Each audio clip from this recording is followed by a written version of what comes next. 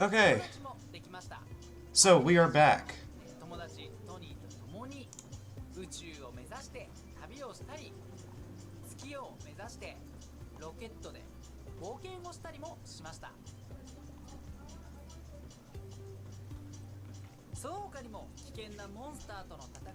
Alright, we're back. I don't know what this dude is playing, but he seems to be fighting a Hydra. I mean, not what he's playing, what he's saying.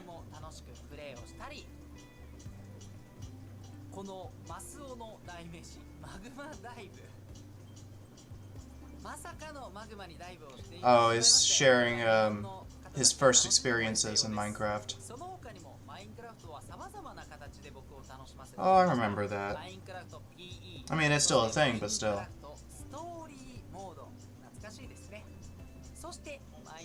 He tried to say it in English. That was kind of funny to watch, but it was a good job.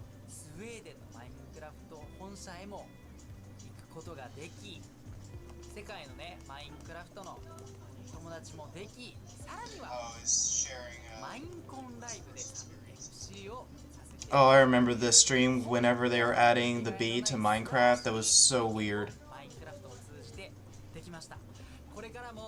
Like at that minigame that they showed, that was about the time that I actually got off because I was just like, no, no more.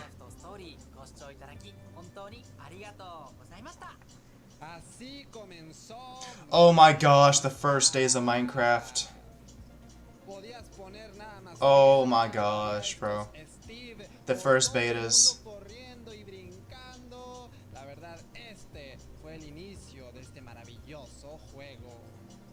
Word.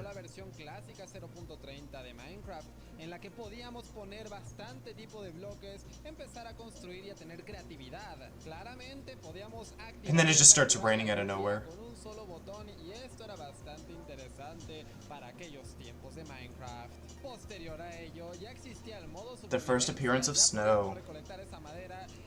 Flat-faced pigs. Todo empezaba a formarse, a verse muy espectacular. Conforme seguía avanzando el juego, podíamos tener esta tercera persona que estaba lateral.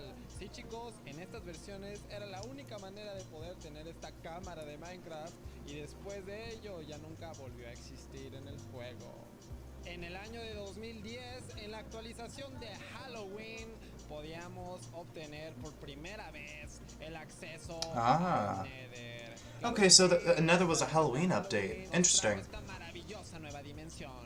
Llegando a la beta 1.8, dio inicio la adventure update.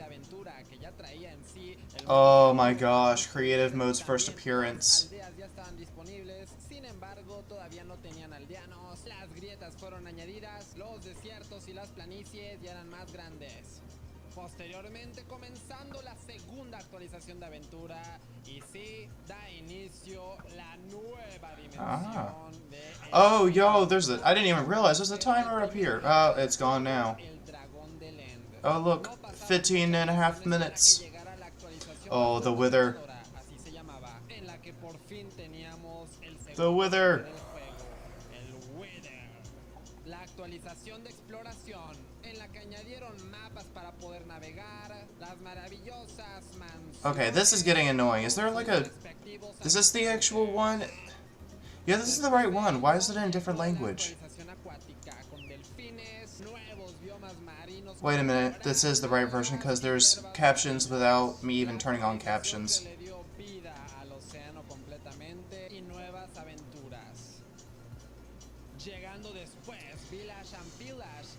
And also the fact that it says village and pillage. There's no like Spanish or Japanese or anything. CPU usage, it says 4.0 at the moment. It's fluctuating. It's like in the 4.3 point something to 4 point something.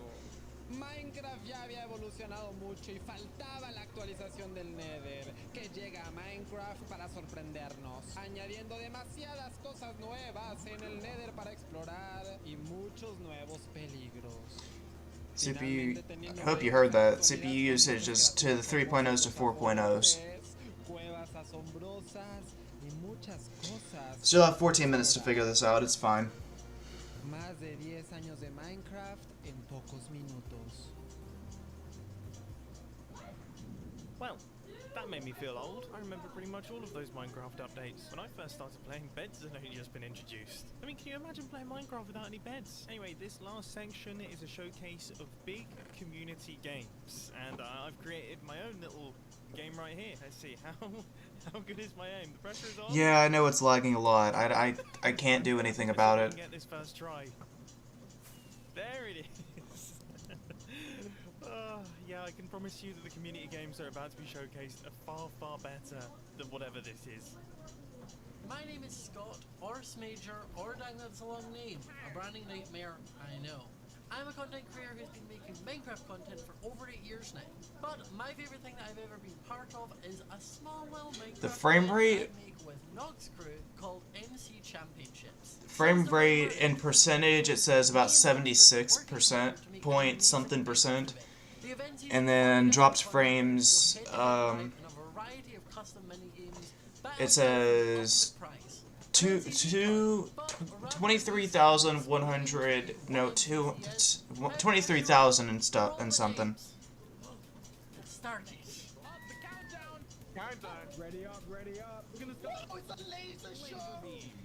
It's very high, dropped frames.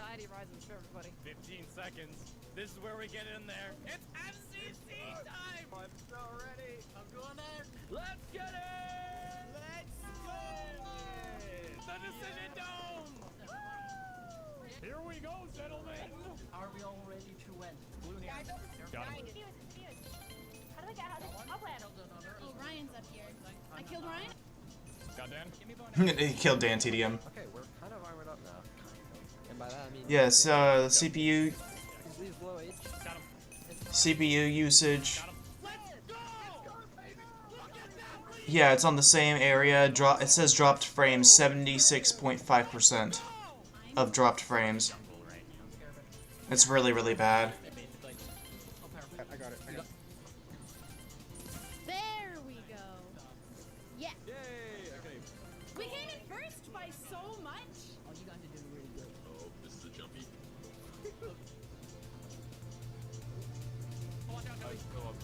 Woo! I love that. We're vibing. Having a great time. Having a grand old day. Just with some pals.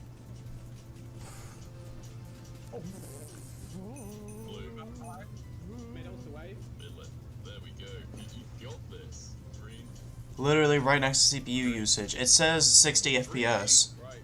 I'm ready, dude. Let's do it! Let's do this. Oh, yeah, FPS says 60. I don't know what's up with the stream. It's gotta be something on YouTube's part. I got it. We can do this. I've killed Pete. I killed Freddy. Yeah, fill it in. OBS is taking this the exact same way I'm seeing it on YouTube Yeah, itself. we won. We did it! There we go. Guys, we're smashing it. Watch out, there's GG. That's strange. I'm not sure why. Because I haven't even overclocked my CPU. I've gone off. Scott, I died. Oh, no. That was a very delayed flip. Oh, my God. No, I got knocked out. Let's go. No.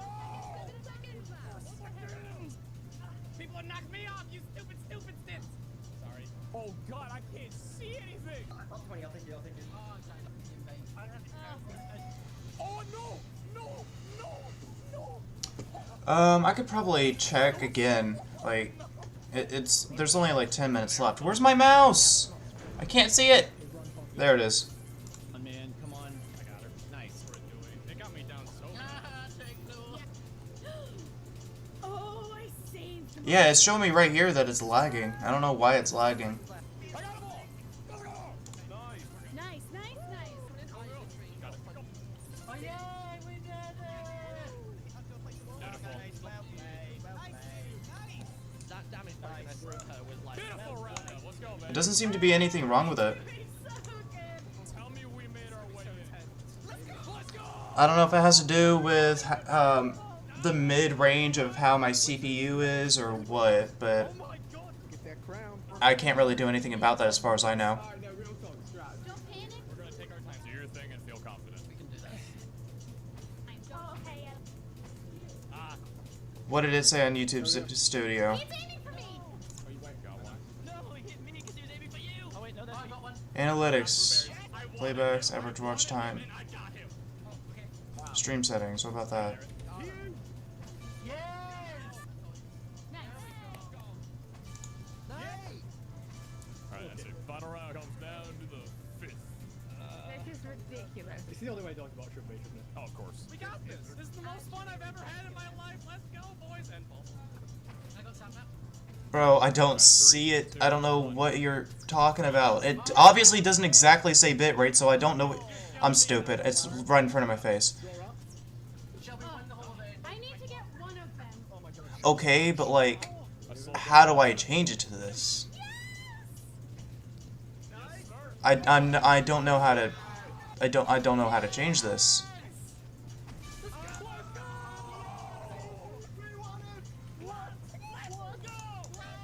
It'll tell me the stream health, but it won't like tell me how to fix it. Open widget. Isn't this the widget? I clicked open widget and it brought me to this. Is this supposed to be that? Sorry, I was saying that my back hurt from carrying. Wow, what an empty thought.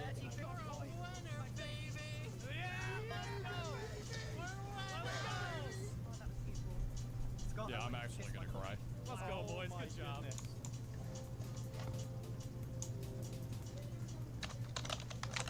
If you enjoyed the video and want to see some of your favourite content creators battle out head to head, you can tune in to the next MCC, which is next Saturday on the 23rd of October at 8 PM BST. That's not what I wanted. Bye! Go on OBS and see what it's set to.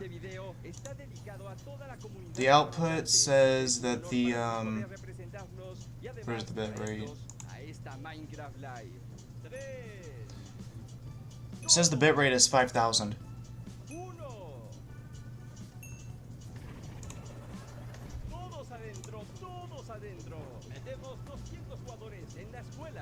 This is in a different language. I'm not too interested.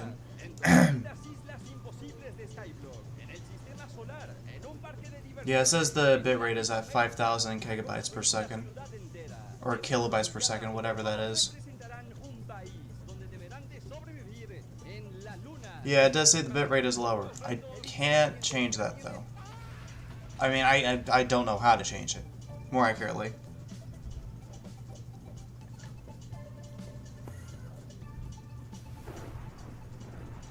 Dude, the stream itself is refusing to load. What the heck? It hasn't done this before. I don't know why it's doing it now. I haven't really changed anything since my last live stream other than what you just told me a couple minutes ago to change. Okay, we have about 6 minutes until it actually starts.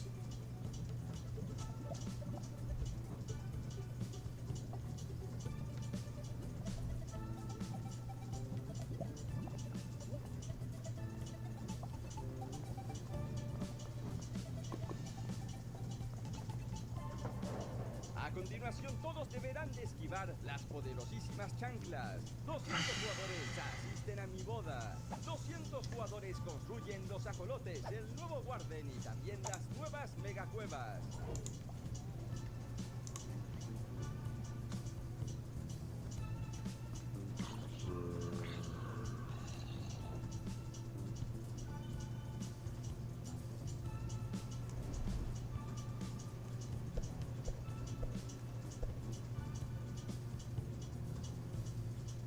Thanks to my community for so many moments shared in this event.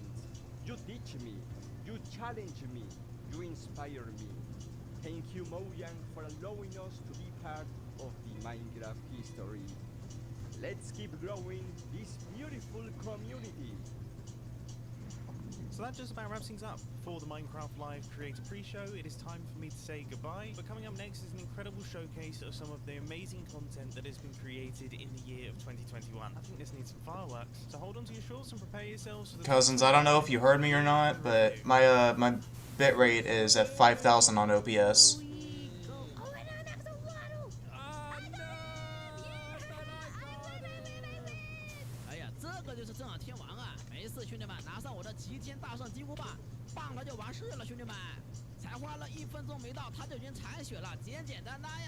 They're from the big blue house. What happened to the big blue house? What happened? Where are the rest of them? Where's the moon? Attack. Okay, we're doing this. We're getting a little bit closer than I wanted to. Oh man, my dragon is not doing good. It's hard to aim. There we go. We got him. Got him. What are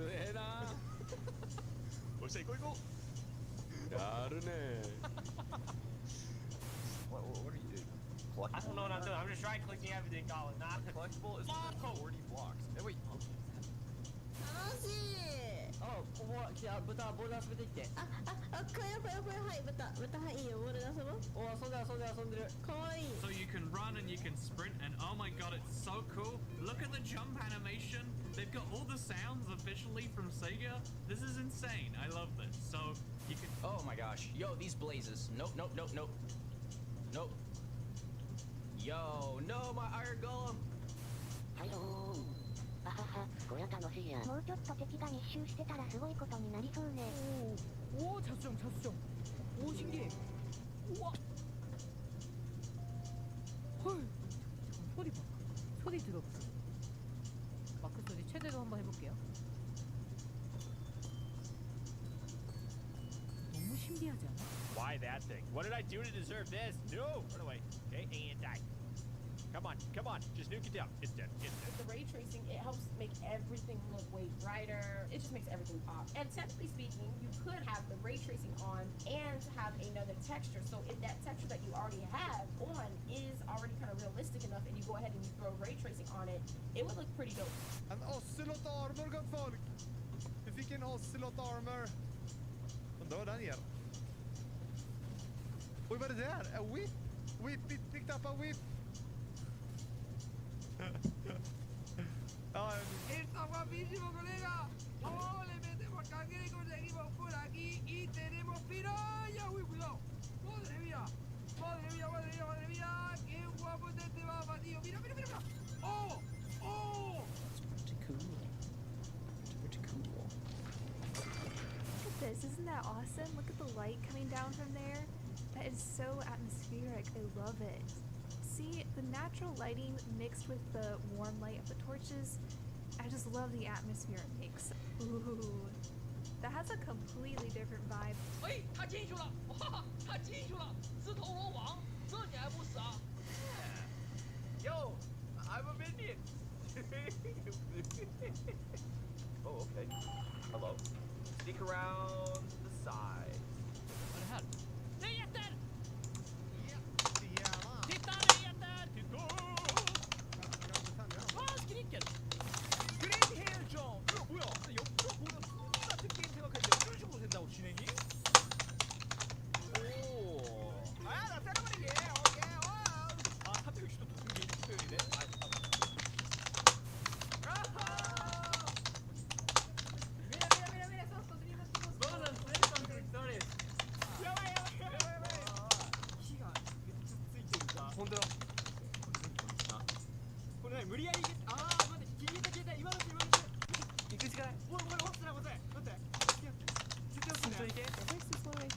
This is a pool table. My design of a pool table here. We've got our little holes that the balls can fall into. We've got a ball here. Oh, my Sam. Oh, no. Oh, I got him. Oh god, no. Oh my god. Oh, okay. Are we starting now?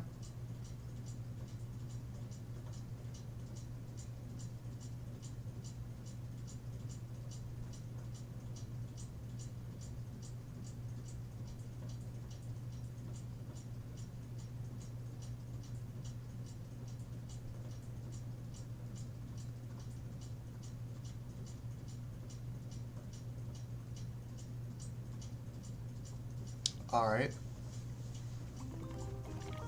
Okay. Guys, this is the... No one's watching, but I'm gonna enjoy it for myself.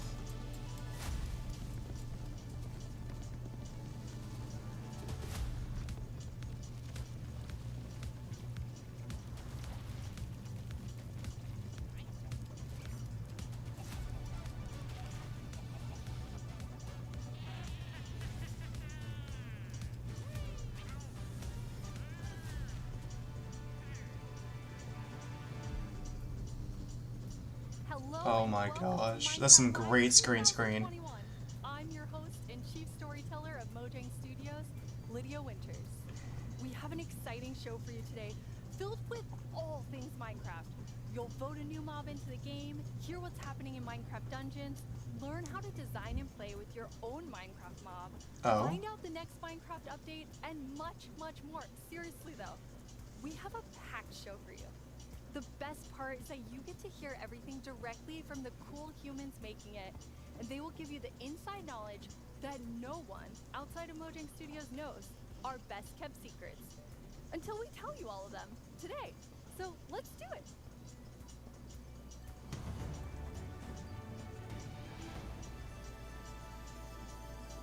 Wait, is that not green screen? The social team will be tweeting throughout the show and want to know what you think about everything we announce. Hang out with us here and also there. Last year, we announced quite an anticipated update, the Caves and the Cliffs update. We've seen all the incredible things you've done with Caves and Cliffs Part 1 and can't wait to see what you do with Part 2. Agnes and Henrik are here to give us a peek into the surprising development process for Caves and Cliffs Part 2. Hi Agnes, hi Henrik. Hello. Agnes, how are you feeling? I'm super happy to be here. I'm excited, very excited. So excited. And Henrik, it's your first time on the Minecraft Live stage. It is. It's not your first time though, right? It is not my first time. They got some ASMR going. It's kind of weird. And the thing that I think is the most amazing is how involved and how essential the community was to making it. Yes, yeah. This update changes basically everything about the world generation in the game. So we've added like massive mountains, massive caves, and it's been really hard to kind of balance that because we want to add all this new cool stuff, but when people are playing the game, we also want them to be able to encounter like the old familiar stuff. So this balancing act is really hard. So as designers and developers, when we test the stuff we built, how do we know if it's any good, right? How do we know if it's better? So we've needed a lot of help, and we've definitely gotten it. So we've been shipping snapshots, betas every week, and the people have been playtesting and giving us feedback, and it's just been wonderful. It feels kind of like they're colleagues helping us to build this great game. That's amazing, and you have an amazing example of someone who took a lot of time. YouTube is flooding my notifications and tweets. A player tweeted at me this wonderful big picture showing like across different snapshots in the same location what changed across different snapshots, and I've offered some opinions on that and some feedback. And this kind of stuff takes a lot of time to do. It's research that the users are doing for us, and we get a lot of this stuff, and it just saves time, and that's time that we can use, of course, to make the game better. That's so amazing. Yeah, it truly is. And I mean, this is like the biggest update we ever done, and we couldn't have done it without the community. Oh, that's incredible. And I know you were kind of nervous when you decided to split the update and tell everyone about that. Yes, I mean it's a very big decision, and we took it together as a team. But yes, when it was time to announce it, it was quite scary. But we thought the best thing is just to be transparent, because as we know, Minecraft is crafted together with the community, and then it's good if we just are as honest as we possibly can. And then when we did announce it, everyone was just so caring and understanding, and it shows we have the most beautiful community. So yeah, thank you. We absolutely do. And it was so nice as a team to be able to not rush. I can't tell if she's forcing those tears or if she's genuinely being honest. And really do it well. So we're super thankful that we got such so strong support for it. That's awesome. And I mean, sometimes during the development process, things change and you decide you want things to be bigger and better, which kind of moves them to a different timeline. And I know we have one of those today.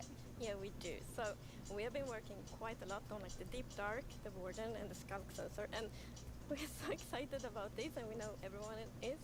And so it's got to be bigger because we really want to do this right and do it with super high quality. But that's also the reason to that we have moved it to the next update instead. And we're going to talk about the next update at the end of the show, yes, right? So we're going to show both some new things from the Deep Dark and some other new things. So that's exciting.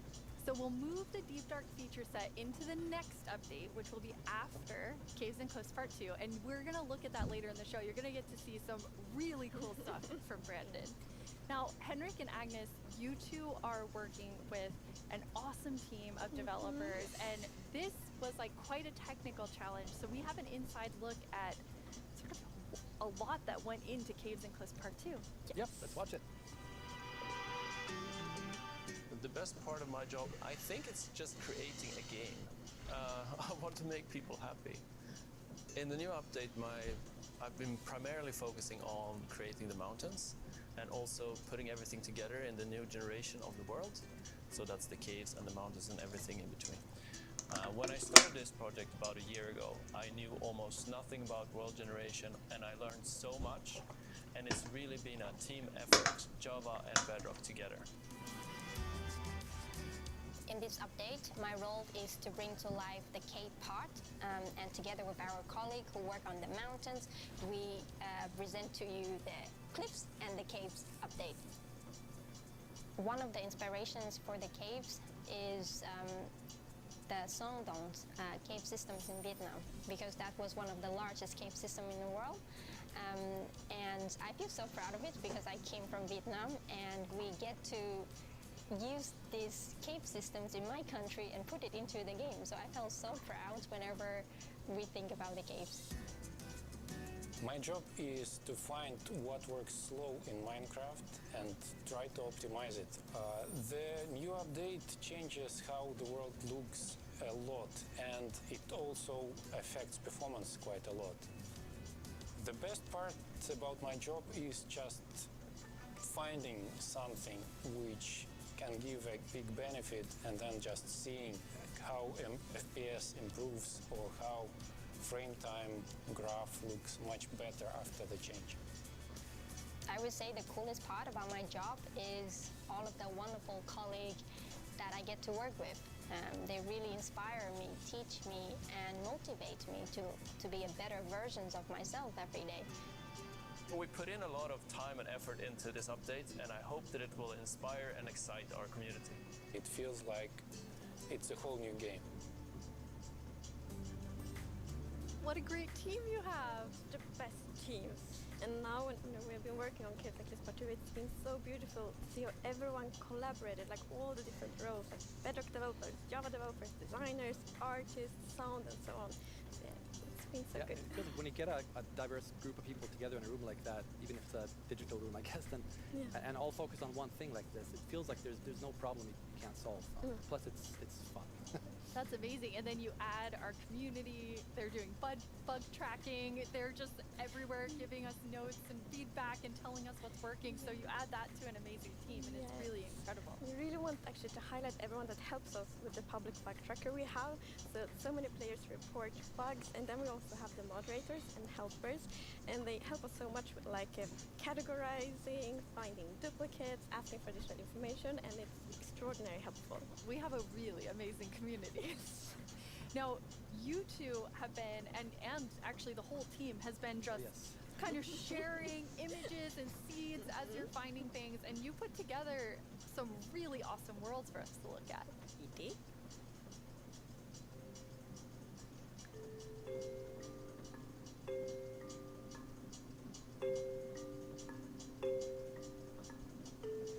Wow, this brightness is kind of low.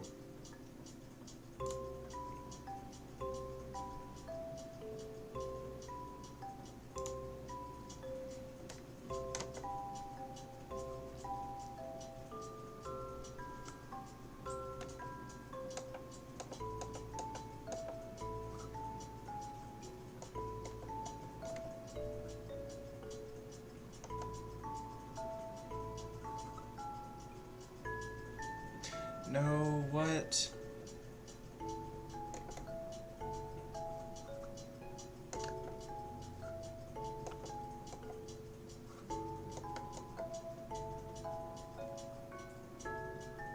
Oh my god. This is what I get for trying to change the brightness. Script the entire monitor. Yeah, what's interesting about this is when you look at that video, like initially the plan was just big mountains and natural looking cool mountains and caves, but as we started working on it, the scope kind of grew because we realized that we need to change all the terrain to make this all fit together. But once we started seeing that work, and it was so fun to see how the team started realizing that we're really onto something, this is going to be great. And seeing that inspiration spread and then also spread out to our community through the snapshots has been really fun. Yeah, and we have been playtesting a lot, and we couldn't stop playtesting. We kept track did You all the found time. so many cool places, and I felt so inspiring, and that's what we want to do with Minecraft. We want to inspire everyone to play Minecraft in their own way, and like we really feel that this new world generation inspires you, like going on adventure, building, telling stories. So it's very exciting. That's amazing. And I mean, so you make all these changes, but then obviously we have so many players who've been playing for so long. I mean, the two of you have worlds that are like 10 years old, and I just love the approach you took to keeping everything really safe for players who have existing worlds. Yes, it's very I don't want to auto-adjust, you multiplayer stupid. worlds, and like Minecraft should be a game you can trust. That's not what I asked If for. you know that it works and it will work for many, many years, then you can spend like all this love and time on the Minecraft world. So in Caves and Cliffs Part 2, we have actually done two things mainly to make sure that everything works well. And the first thing is blending. So as you can see in the picture here, to the left we don't have blending. So then when you update your old world to the new world generation, it would just be like an ugly edge. But now, with Why did it turn it's off? actually all smooth and pretty. That's beautiful. That makes a huge difference. And Henrik, I know the other part you want to show us with your own world. Yeah, so what happens if you open your old world with a new version of Minecraft? And I took a look at what happens in my old world, which I've had for like 10 years, playing with friends and family. And let's take a look. So there it is, all the old stuff we built 10 years ago. But that's what happens when you open the world in 1.18. So it basically generates new caves beneath areas.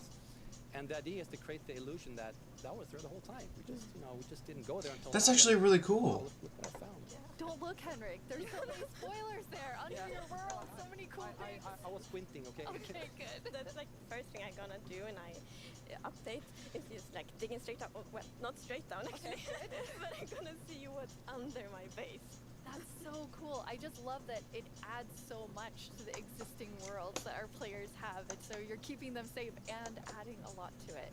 I don't think this thing understands what... Between just the new or just the old. So we want them to be able to experience both things in the same world. That's amazing. Throughout the show, we're going to have creator questions, and you two get to have the first one. Right. Will Java and Bedrock get part 2 at the same time? Yes, the plan is to release this on Java and Bedrock at the same time. Oh. And also to ship it with what we call seed parity. And that's, what does that mean? So, seed is this name for the magic number that is used to determine how your whole world looks like. So every world is unique, and that's driven by the seed. And when you create a new world, it gets a randomly generated seed. But if you dig that seed up, if you really like what you see, you're like, wow, this world is wonderful, I want to share it with my friends. You can dig up that number and share it with others. And then if they open a new world with that seed, they'll see the same thing. But what's new for this update is that also works between Bedrock and Java. That's amazing. So if you create a world in Java and you think it's beautiful, you want to share it with others, anyone who opens a world with that seed, regardless of which edition they're playing, will see essentially almost exactly the same thing. Yeah, I mean, it's almost identical. And it's a thing in the community, you find a super cool location and you share it, like, look at this world I found. And before, you couldn't do that with players on the other edition, but now everyone can just share cool places together, and I think that's really nice. It's really amazing. I mean, when you find these amazing epic things in Caves and Okay, I'm gonna have to pull out this. Is huge. I think everyone's gonna be so excited about. So we're not 100% there yet, but close. It's Getting very similar. Details will be different. But Seed almost parody. Seed almost parity. That's what we're gonna call it. So Okay. I know everyone is anxiously, including myself, waiting for this update. When do we get it? Okay, finally. Okay, I just had to... So it's actually in a month or two. That is amazing. Thank Just you had so to edit much, my Marcus display. and Henrik. Thank you. Caves and Cliffs Part 2 will be coming to a screen near you in 1 to 2 months. And speaking of screens, soon there will be another place to play Minecraft. On November 2nd, Minecraft comes to Xbox Game Pass for PC. Minecraft. It's a game all about togetherness and teamwork. Let's take a look at some of Minecraft's most terrific teams. Zombies and the Drowned. Maybe not the best example. Let's try another. Cobblestone and Mossy Cobblestone. A relationship that's truly rock solid. Oh dear. How about Steve and Creeper? Okay, maybe not Steve and Creeper. Not them. Not them either. realize this is going out live, right? If we don't find a great example of Minecraft togetherness soon... What's that, Goat? You've got the best example of togetherness yet. Okay, this better be good. Minecraft Bedrock Edition and Minecraft... Oh, they're trying to seal the gap. Coming together for... No, that's not right. Absolutely not. That's the ticket. What? Minecraft Bedrock Edition and Minecraft Java Edition are coming to Xbox Game Pass. Bro, I freaking wasted my money on Java Edition, bro. What the frig? And decided, why not add both? That means Game Pass for PC will be the only way to get Bedrock and Java in one place. Wait a minute.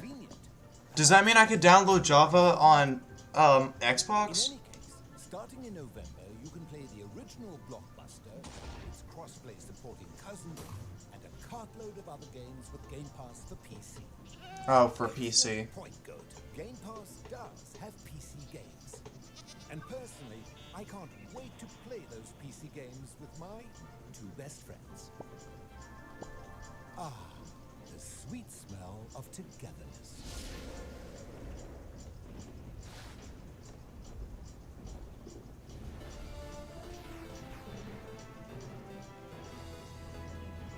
Hello, Minecrafters of the world. I'm Boo Booey, and I'm back yet again to help guide you through this year's incredibly important and potentially life-altering vote. Remember the Phantom? For an amazing mob that will be added to Minecraft. For those of you who haven't been a part of Minecraft Live before, here's how it works. Our developers... Wait a minute. If I were to get Java on from Game Pass, I don't think I'd be able to mod it the same way. It's probably a good thing that I have already bought it. Because I don't think Game Pass would allow it to be modded.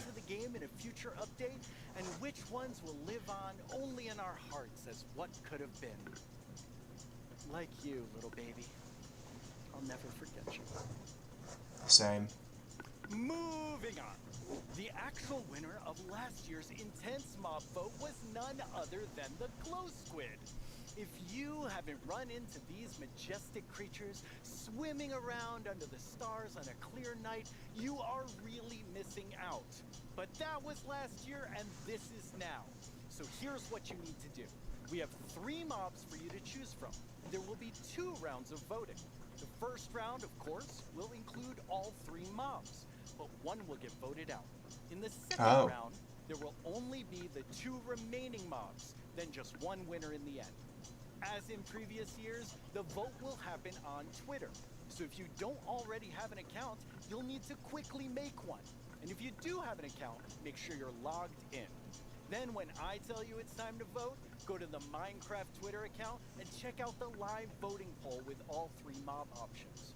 Pick the one you want to see added to Minecraft and click to cast your vote. That's it. It's like super easy. Well, the clicking part is easy. The choosing part, considerably more difficult. Now that you know what to do, let's go over your options.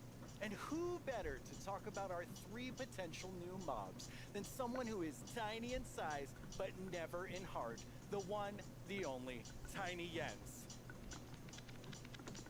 Hey, Tiny Jens. So, can you help by telling our... Oh. What? I can't hear you. Hold on. Oh. I'll come up to the surface. Okay. We'll just wait. What's up there? Can you hear me now? What? I still can't hear you. Hold on. So impatient. Ooh. A little testy. Just... Phew. Oh, Tiny Jens, you made it. Can you tell our viewers all about this year's mobs? I'm actually very busy. I lost Tiny Agnes again. I had retraced my steps, and now I have to go all the way back down there. Oh, I'm sorry about that. But don't worry, don't worry. I know someone who can fill in for me. Great, thanks. Oh, okay. Bye, Tiny Jens. Jens, you're here. Hi, Boo. Hello. Hello. Welcome. Thank you. I guess Tiny Jens sent you while he looks for Tiny Agnes once again. Jib. Exactly. It's a tough... It's your boy, It really Jeb. is. Well, since you're here, can you please tell everyone all all about this year's mobs. Absolutely. So, as you already mentioned, the team came up with 3 lovely creatures that we believe that players will enjoy interacting with. And they are the Glare, the Lay, and the Copper Golem. Those all sound really cool. Absolutely. And to begin with, we have the Glare, which is it's a creature that flies around and doesn't really like dark areas, because it knows that in dark areas there might be monster spawn. Yes. So naturally it goes to those areas and gets really grumpy about it. And that is to bring that player's attention so that the problem can be fixed. Okay. And we are thinking about ideas that in certain circumstances the Glare may even help you light up these areas to solve your monster spawning problems. The Glare sounds amazing. I'm ready to vote Glare now. Yes, but then we have the LA, which is also a flying, lovely creature that loves music and who doesn't? Nice sounds. And if you give it an item, it will start looking for similar items lying around and bring them to you. Okay. Oh, lying around. Okay. Yeah, you can't use it for organization systems. On that location instead. That's useful. Yes, and we imagine that players can maybe use this to make the LA help you with, I don't know, sorting items or clearing up areas. I think there are many possibilities. Okay, so vote LA. I get it. Yes, but then we have the Copper Golem. And as the name implies, it's a golem made out of copper, so it's an excellent use for copper. And it will also interact with you, and since it's made out of copper, it will over time oxidize and maybe turn into a statue. But don't worry, you can deoxidize it using an axe, or it actually carries around a lightning rod on its head, so a lightning strike can also deoxidize it. Wow. In addition, it loves pressing buttons a little bit randomly, specifically copper buttons. But it randomly presses? Yes, so that can also be used in some interesting contraptions, we believe. That's amazing. So Copper Golem, LA, Glare, all sound good. How do people choose? I think it's going to be quite difficult. But you've given them a lot to think about. So I think people will figure out what they like the most. Well, thank you so much, Jens, for coming by. I have now a creator question for you. Hola, soy el 997 de México y tengo unas preguntas para ustedes. Primera pregunta, ¿cómo deciden qué mob poner a votación cada año? Segunda pregunta, ¿cómo se le ocurre al equipo cada nuevo mob? Última pregunta, ¿se basan en los comentarios de la comunidad de fans o es inspiración del equipo?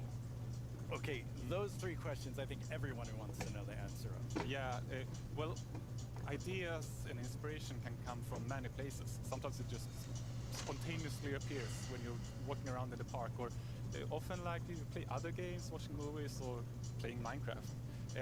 And the community is also a great help. They have so many ideas and they do so many fun things. So we have a lot of ideas to work with, and we need to figure out which ones do we want to do next. And a good way of doing that is actually playing the game and see which areas that can be improved. So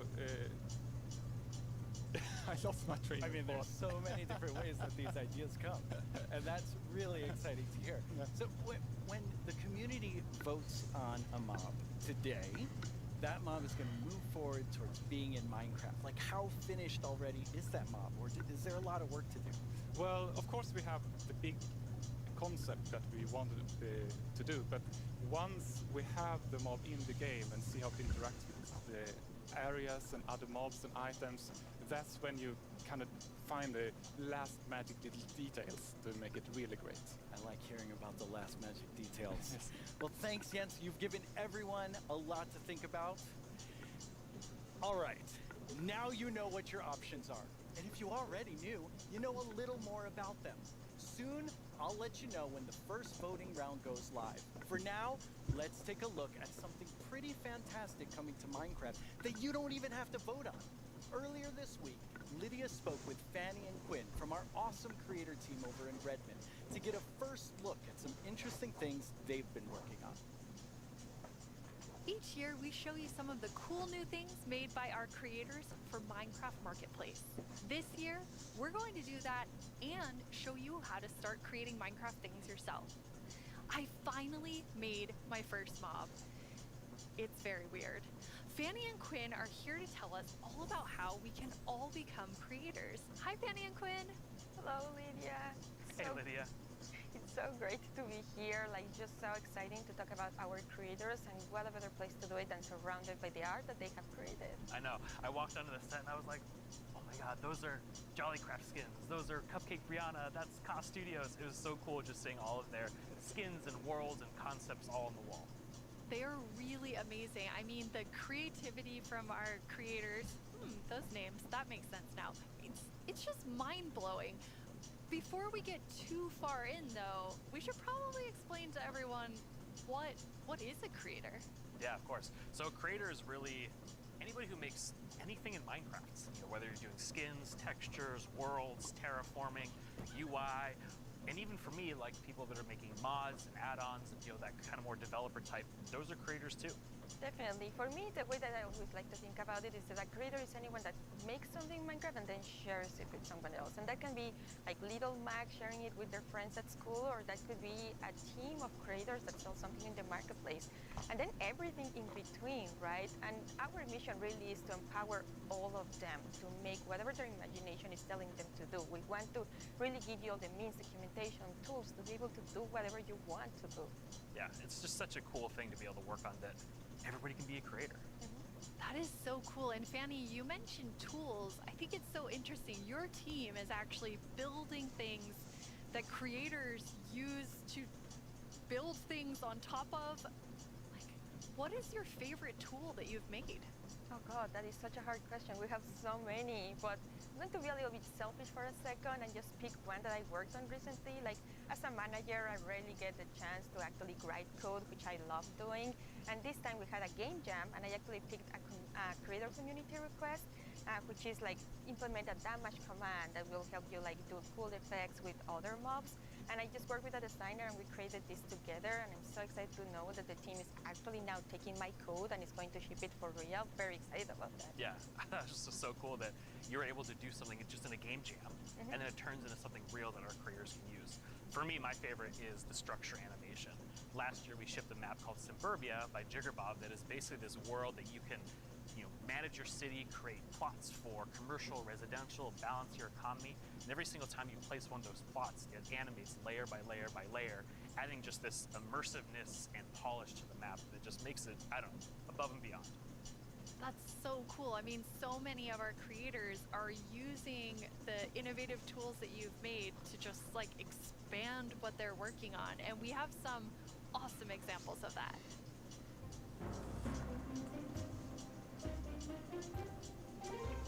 That's interesting.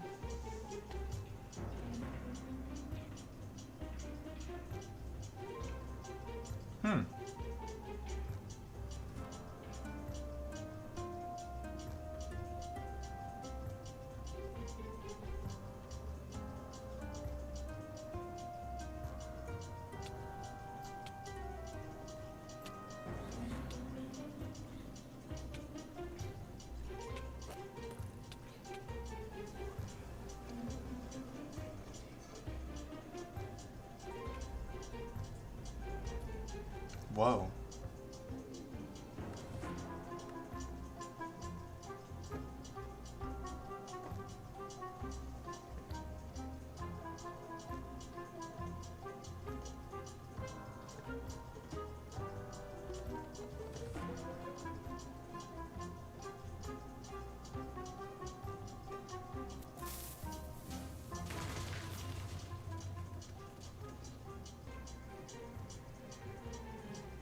I love how many examples there were of creators just using those tools in all different ways. What's that like for you to see, Fanny, when your team, you've all been working on making those things for our creators? It's definitely one of my favorite parts of like working with creators. You just give them one tool or two and they will make these crazy, amazing things. Like many times I see their creation, I'm like, how do they even do that? Like I know they're using our tools, but I don't know how they did that. It's so crazy. It's mind-blowing sometimes just what they're able to do with just the small little things that we give them. That's really, really cool. Oh, at least you admit that your stuff is crap. I'm kidding.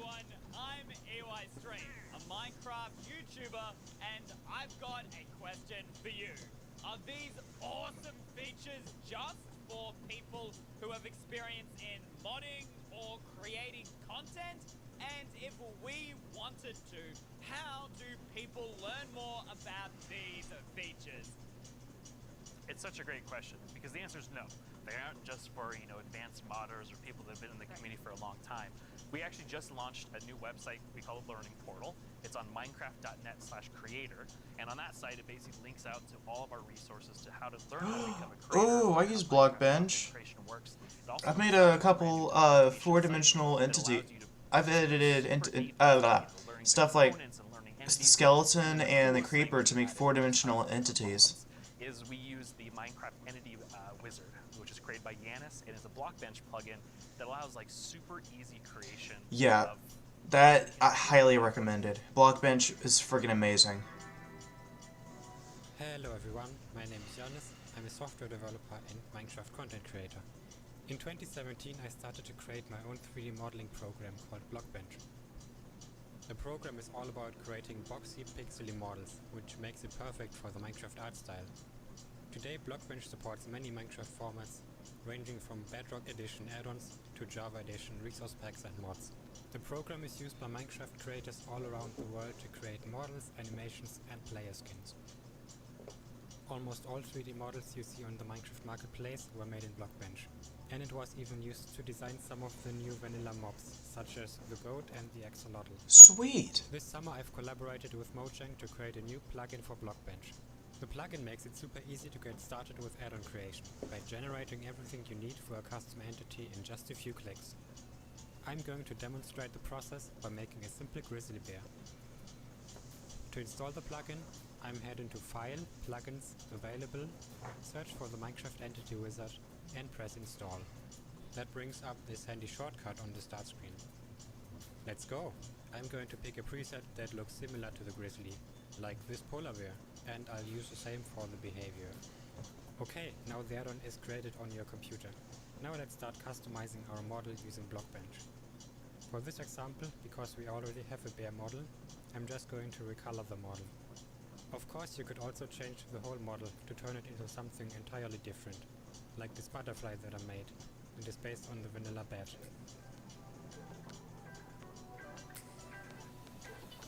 Okay, this looks good. Now I'm going to press save and switch over to Minecraft. I can find our new grizzly bear pack in the behavior pack section. I'm so glad that this is almost like Java modding. Almost. Now let's check out the entity in-game. I just need to grab a spawn egg from the inventory and use it. And here's our grizzly bear. Have fun creating. It's free and works on all platforms.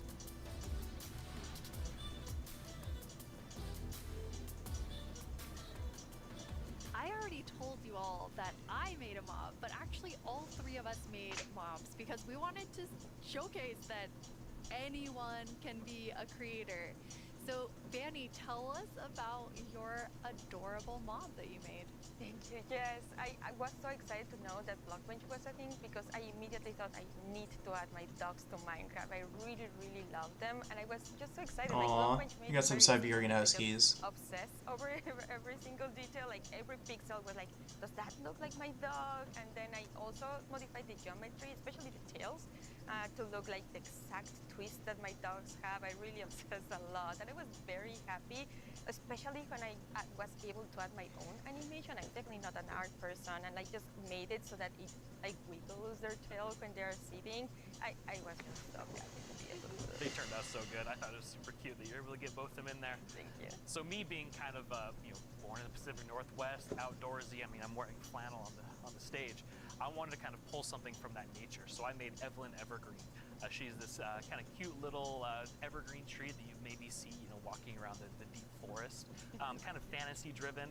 Then I've animated the arms and the legs, just these little stick legs that kind of walk around, just to add something, kind of cute and cool to the forests. her eyes are really staring right into my soul. I love it. I would love to just happen upon Evelyn in the forest. So I went a totally different direction from the two of you. I know, Quinn, you built your mob from scratch. Fanny, you built yours on top of a wolf.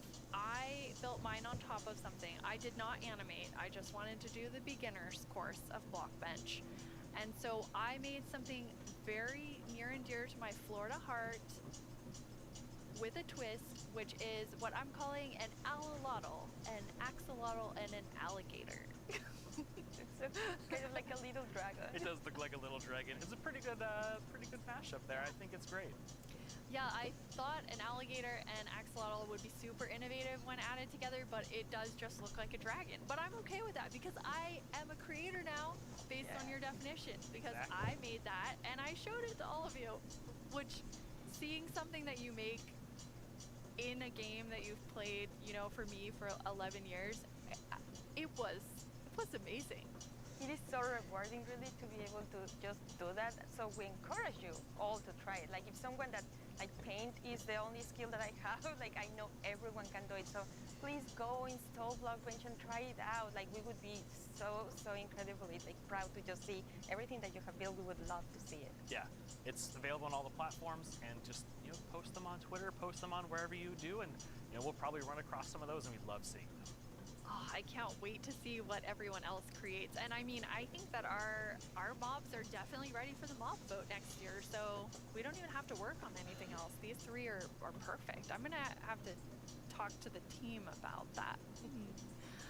So we're not professional creators, obviously, by our mobs, even though they're lovely. But Quinn, you get to work with people who, this is their full-time job, making Minecraft content for Marketplace. What is that like? It's something that I'm just immensely proud of. Like, being able to see so many people engage in the Marketplace and allow creators to become full-time Minecraft content creators as their careers. I mean, I think it's incredible too, because the Marketplace doesn't just support, you know, these huge studios, but we also have really small independent creators that, you know, make just texture packs, or like Shotgun Schematics, that's just a family on the West Coast that makes their own worlds. And the fact that the Marketplace can support all of them and, you know, make it their full-time jobs is something that is just so cool. There's so much new content that our creators have made that we put together a video with some of our favorites from this past year.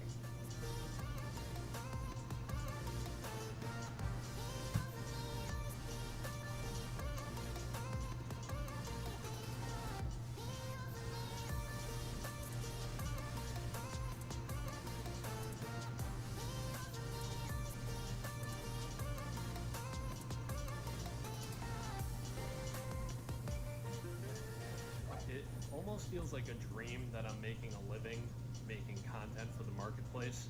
It is the best job that I could possibly ask for.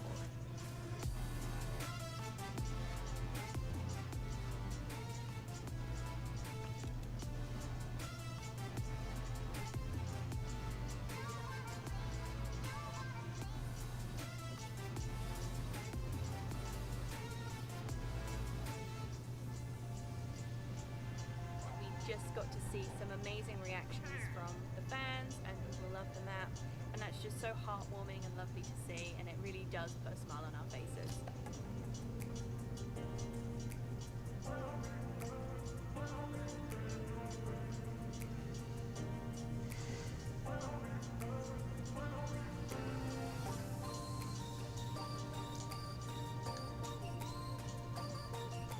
The thing I like most about creating inside of Minecraft is the community that's been built up around it. There's so many amazing creative people, and it's been a privilege to be able to meet and work with so many of them.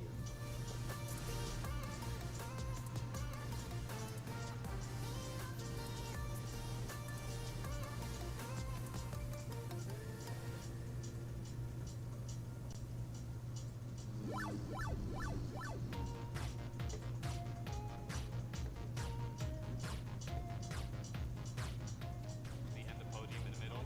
Oh no! Spoilers!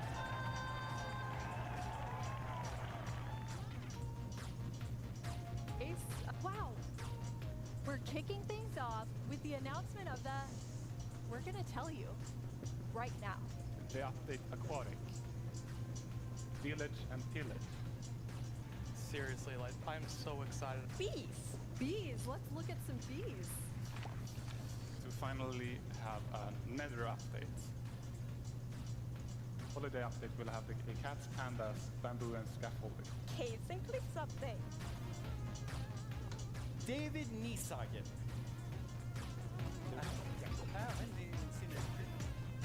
I am the one that gets to decide how difficult the bosses are.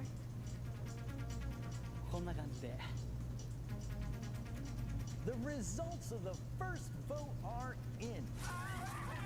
The winner is Tiger! Mountains. It's the Glow Squid! This is your chance to have a say in what goes into Minecraft.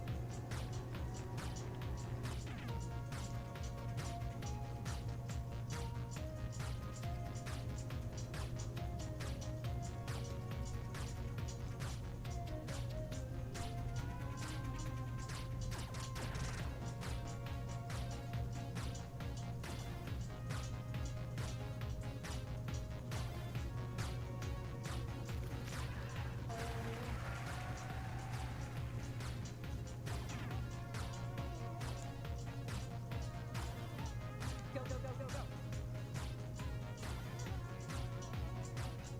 What should I do now? Moppy.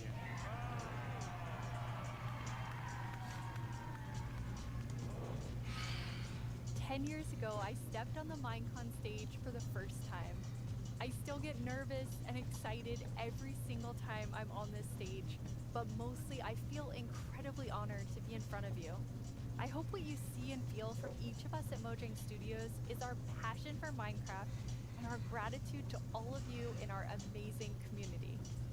Okay, now before I get way too even more sappy than I was, let's head over to Boo and hear more about the adorable mobs that you must pick between.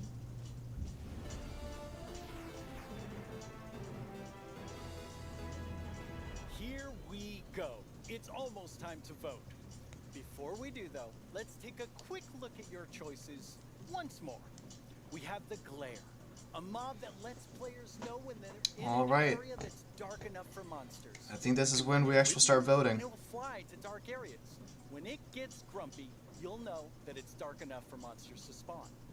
Then there's the Allay. If you give it an item, it will collect matching ones for you.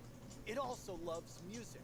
So if there's a note block nearby, that's where we'll drop these items for you. And finally, the Copper Golem. A little golem that you yourself can make out of copper. They oxidize over time and will eventually freeze into statues. They love spending their time randomly pressing copper buttons, which would also be added to the game if the Copper Golem wins the vote.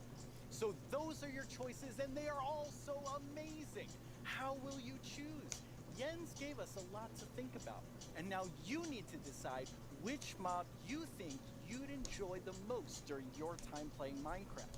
Any of them would be useful, but choose your favorite and go vote for it now. Yes, that's right, the poll is now open. Oh, shoot. Cast your vote, make sure you're logged into your Twitter account, go to the Minecraft Twitter account and find the freshly launched poll with all 3 choices. Don't forget to click on the mob you most want to play Minecraft. LA, definitely. You can do it right now. After the first round of votes, I'll check back in with you so we can open the final round. Greetings. My name is Narrator, and I'm the star of the Minecraft YouTube channel. And I'm Marilla. I'm the actual star of the Minecraft YouTube channel. We're here to tell you about all the excellent shows you can watch on our channel. Yo, the LA is winning currently. Subscribe today. No. How do you spell Minecraft? What even is Minecraft? These are just some of the questions you can ask our studio's brightest minds on Ask Mojang. We've actually received a question for us just now. Do you think making a video game is the easiest thing in the world? No. Literally no one thinks that. Well, I did. Until I started watching this informative series that goes behind the blocks of every part of Minecraft Dungeons development. Do they show the footage of you tearfully begging to be put in the game? Maybe in Series 3. Meet a Minecrafter interview some of the most incredible members of the Minecraft community. They asked me to appear on it, but I was too busy being young and cool and attractive and not lying. Okay. With so much happening in the world of Minecraft, it can be easy to lose track. I myself only recently learned that blocks have been added to the game. Subscribe to our channel and you'll be the first to see our announcements, trailers for new updates, upcoming games, and the exciting future of Minecraft. Are you sure that's the right footage? Finally! This is our peerless show that tells you Minecraft's most scandalous secrets. Every month, We're out of time. Bye! No, we're not. We still have a few seconds left. Have a great Minecraft Live, everyone. No! Don't forget to subscribe to the channel and only watch my...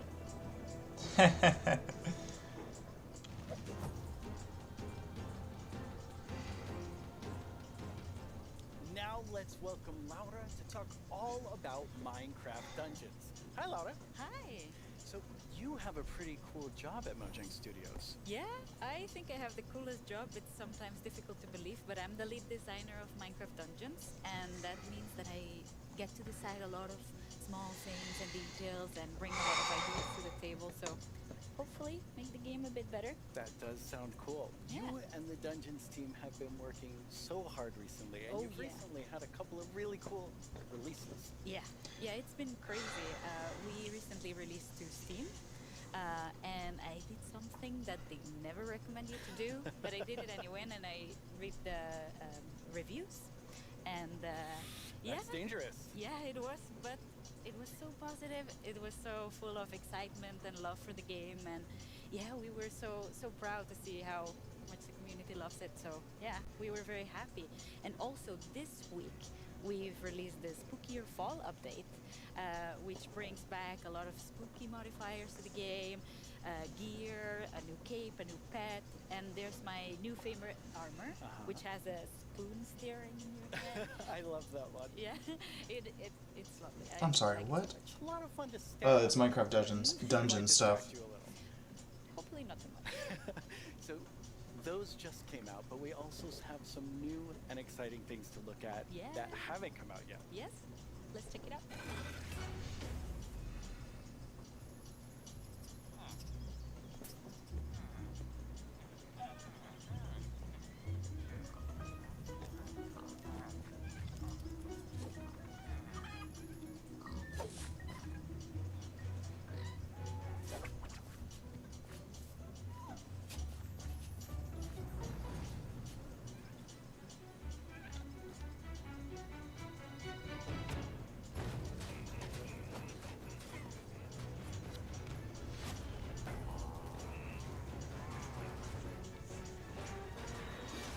Ooh.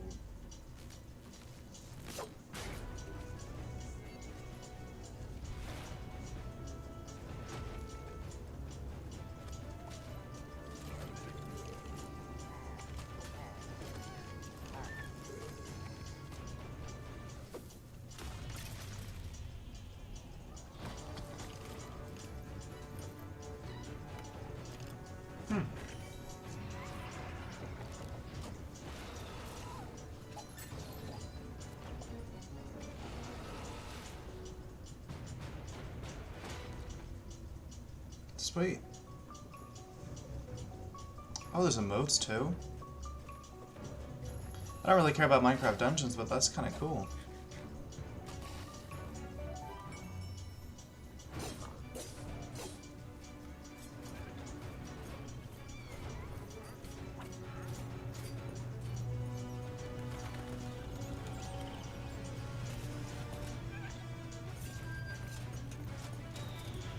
Seasonal adventures, okay.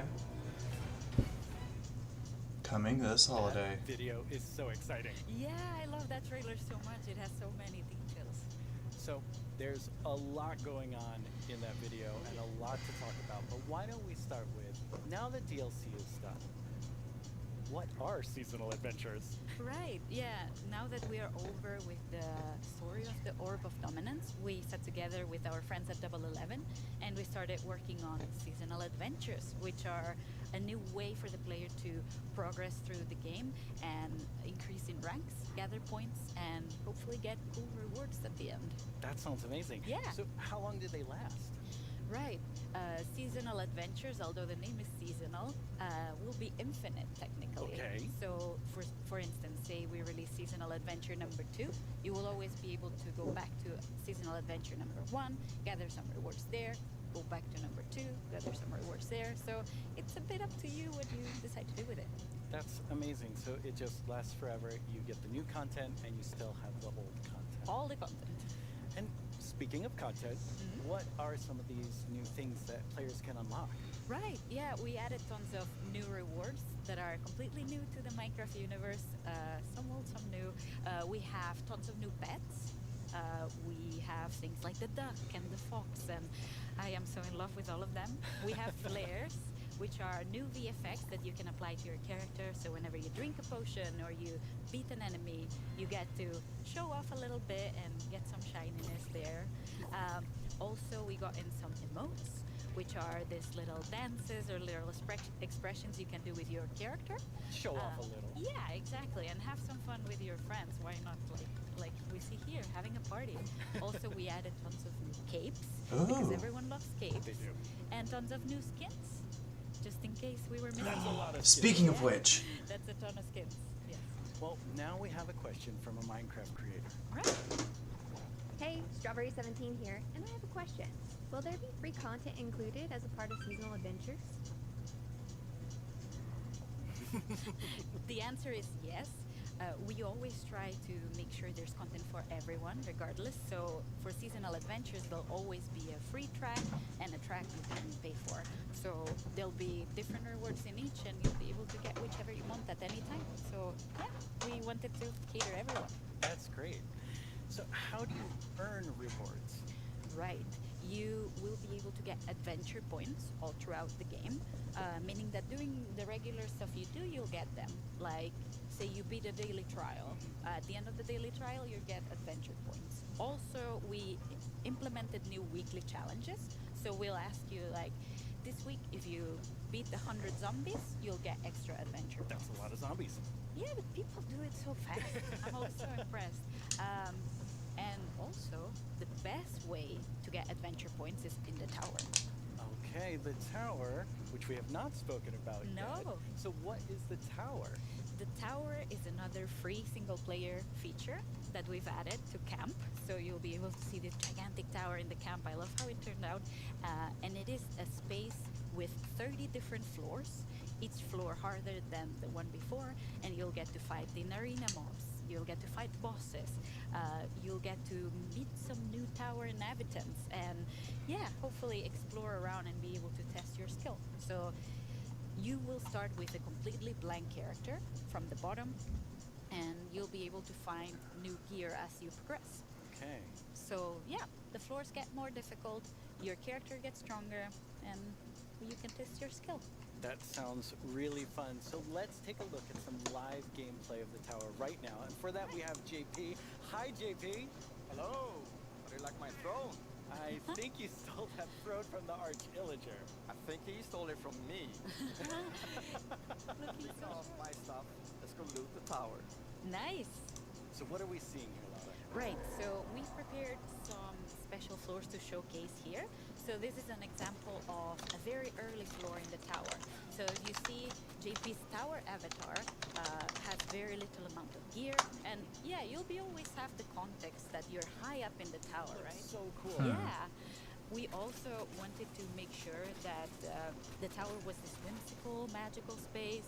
So yeah, we have a boat, we have a river, why not? So you'll be able to find a ton of magical spaces and new characters to meet. So yeah, this level is quite easy, as you can see, since it's very early on. Yeah, JP's doing really well. Yeah, exactly. Oh, and we can see a sneak peek up there in that balcony. That's our tower keeper. Very cool. Yeah, that's a character that will guide you through the tower, and yeah, will guide you around and whoop. Wow, JP did really well. Yeah, Maybe it was a so little fast. Too easy. Yeah.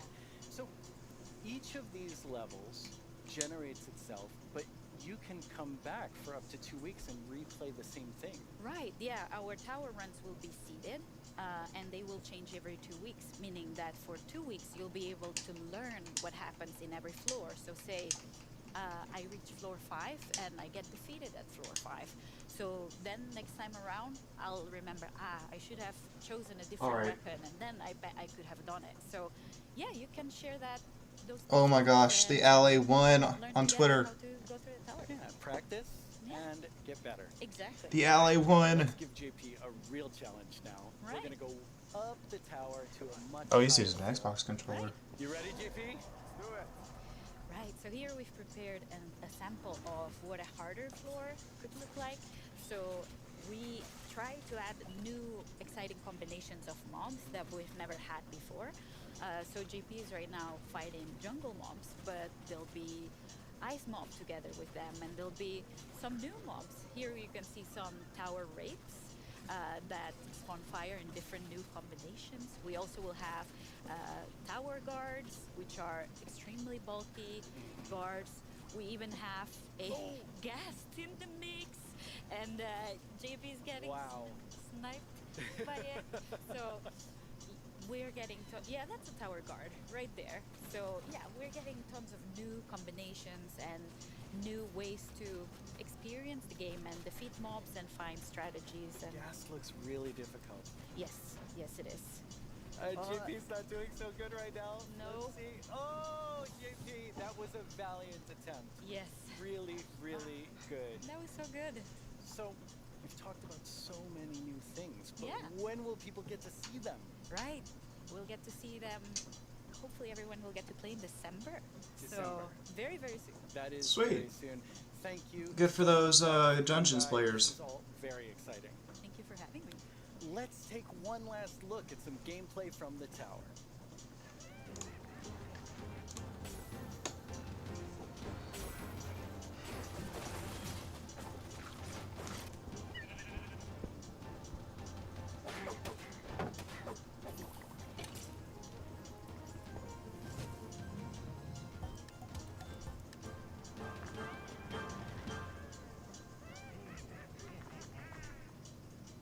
Once again, our friends at Element Animation have made us something to enjoy and perhaps even sing along to, all while taking us through everything you can do right now from Caves and Cliffs Part 1. Try not to get this one stuck in your head all week. I only say this because it's been stuck in mine. Hey, you two! Have you discovered all the features in Part 1 of the Caves and Cliffs update? There's brand new colored candles and the light can make sparks glow. You'll find some amethyst if you look inside a geode. The buds grow into clusters, then you get shards when they're mined. These are just a few of all the things there are to find, like jump across some drip leaves, make your house from these. Spending too much time in powder snow will make you freeze.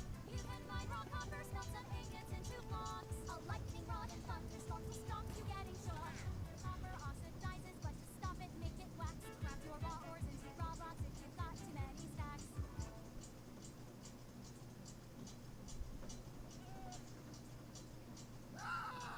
can find axolotls in the water underground. Put them in your bucket, you can carry them around. There's posters way down here, they fill their caves with lines. Make a sign using their ink, make the glow frame super bright. There's dripstone blocks and deep slate versions of the ores. There's so many things here to explore, and there's so much more. So much more. Oh, well, it's been quite the turnout for our first Homie got caught. mob voting. You have made your decision, and now one mob must go. We have the Glare, the Allay, and the Copper Golem. But you, the community, have spoken, and now one mob must leave the race. It's That the Glare. mob is the Glare. So that still leaves two amazing mobs to choose from.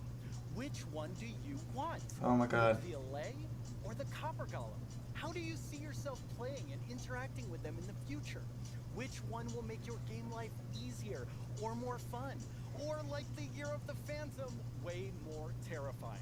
Don't worry about what anyone else wants. This is all about you and how you want to play Minecraft. But make your decision Oh my quickly, gosh. because it's time to vote again.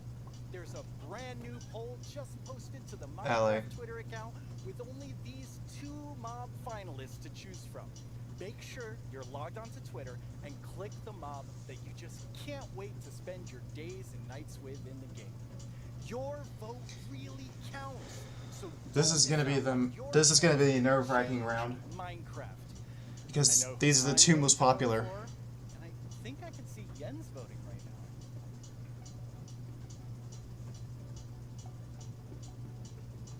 now. Okay, so I know this will come as a surprise to pretty much all of you, but I definitely didn't love everything about school. Maybe that would have been different if I had Minecraft in my classes. Minecraft Education Edition is available for schools, homeschools, and after-school programs. You can explore awesome education content in Minecraft Marketplace. Learn about everything from sustainability to ancient worlds, even how to speak new languages, all in Minecraft. The coolest part is seeing how with Minecraft, the students often become the teachers. When I tried becoming the teacher in my 5th grade science class, let's just say it wasn't appreciated. But anyway, let's take a look at how Minecraft is being used in classrooms around the world by kids who didn't. Currently, the Ally is winning, and I am very happy about that. Forever. Young people all over the world are using Minecraft to explore issues that matter like social justice, climate change, and indigenous rights. We have different classes such as Braille and Sign Language. We reached out to one of our teachers who learned Braille and she taught us a thing or two. Take a look at what these girls built, a school of the future. They thought about clean energy and inclusive design. An interesting fact about our building is that we used coding to build a playground. It was very fun to make. Students in India and Malaysia translated ancient myths into Minecraft worlds. Under the guidance of my educator Kamal Ma'am, I would like to present to you an indigenous tale, Chiri and Ka, from Punjab, the land of 5 rivers. In Canada, Australia, and New Zealand, classrooms are using Minecraft to explore indigenous cultures. That's interesting. And they're not just building blocks, they're building super useful skills. Games like Minecraft prepare you for the future, teaching us how to work together, solve problems, and even write code. Normally in school it's like, here's this, do this, off you go. But now it's like, blank schedule, Minecraft, yes please. This summer, students imagined a greener New York City in an epic citywide esports battle. I don't know about you, but I wish I had this in school. I think I would have been all over this. Absolutely. Kids in Wales designed more sustainable rugby stadiums. Jesus, dude. That took a lot of Teams patience. Students built turtle habitats and wind farms. And in Slovakia, young people imagined a bee sanctuary in Minecraft. That's During cool. this build, I learned that bees do this thing called swarming. We can live more sustainably, we can treat one another better, and can we all agree that learning should always be fun? Let's build a better world together. Game on!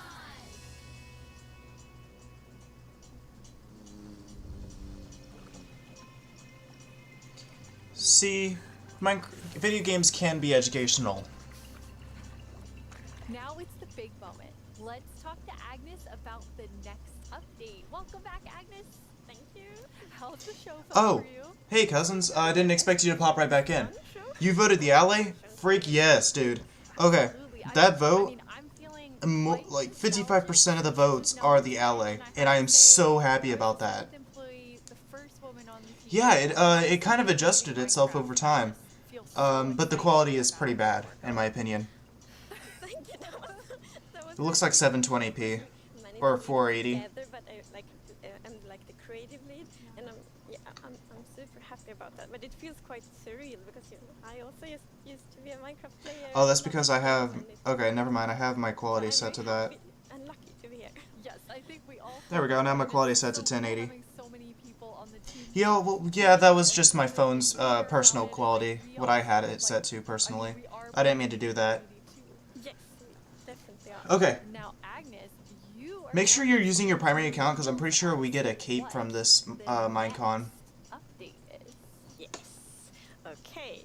So the next update is called the Wild. Yeah, it is on my end.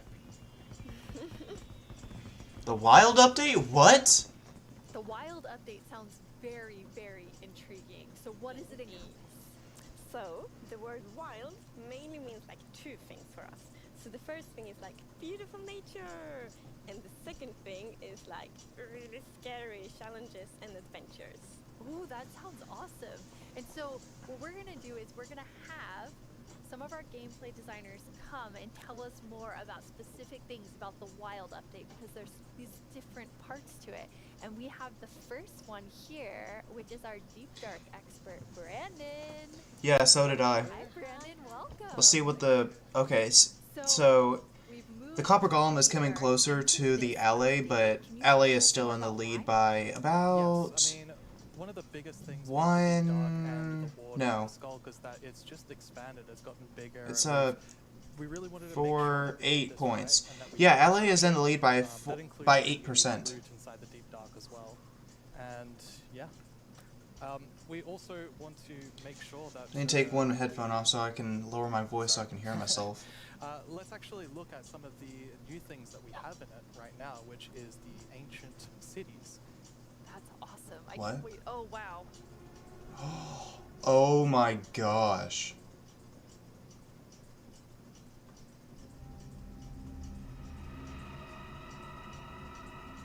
What?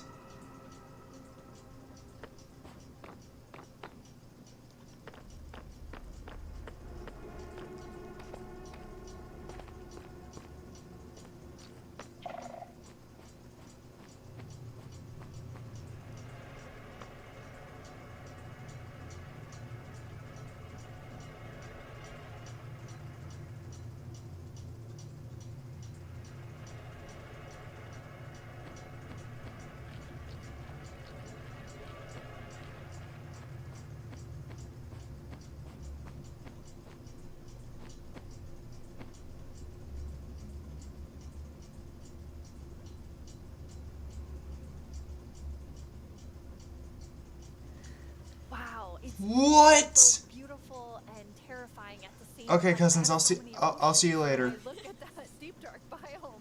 Yes, I mean, we really didn't want the Deep Dark biome to just be, you know, caves or just skulls spread around. We wanted to add a bit more mystery to it. And, you know, there's this ancient... If you can't watch the stream in the car, thanks for tuning in. Let them go throughout and explore and If you're still hearing this. and there's even this, like, ancient structure in the middle of every single city, and it's got something interesting about it that you're going to have to explore in game. Holy crap. It's really cool. I like, it feels like a place you want to explore.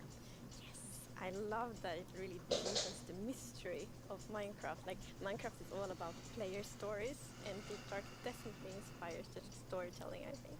That's so cool. And so last year you showed us the Skulk sensor, but I know you've been working on a little Skulk family.